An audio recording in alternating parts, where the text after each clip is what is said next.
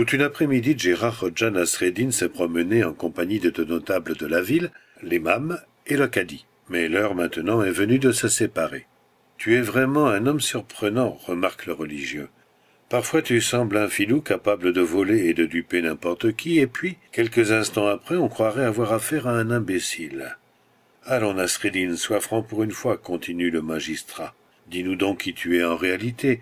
Un escroc? Un idiot ?» « Cela dépend, » répond Nasreddin. « Mais ce que je peux vous dire tout de même, chers amis, c'est qu'en ce moment je suis juste entre les deux. »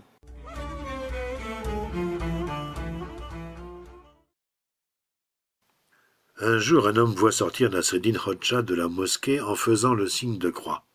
Il va vers lui en criant « Nasreddin, comment oses-tu faire un signe de croix en sortant de la mosquée? Serais-tu devenu chrétien ?»« Chrétien? Ah mais non. Je réfléchissais en me disant « Joha, utilise ta tête pour savoir comment nourrir ton ventre sans fatiguer ni l'épaule droite ni l'épaule gauche. »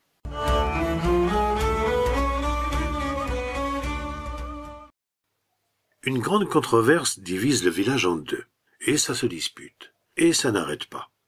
Alors on en appelle à Gérard Hodja Nasreddin pour qu'il résolve le problème.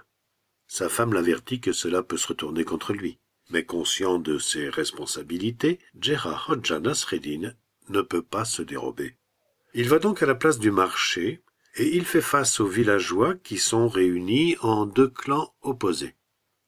Le leader et quelques voix du premier groupe lui crient de s'assurer qu'il avait bien compris leur point de vue.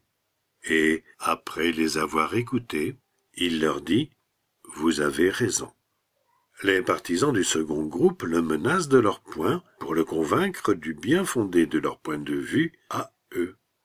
Il les écoute et il leur dit « Vous avez raison aussi ». Sa femme le tire par la manche et lui souffle qu'ils ne peuvent pas avoir raison tous les deux. Il la regarde et il lui répond « Tu as raison, toi aussi ».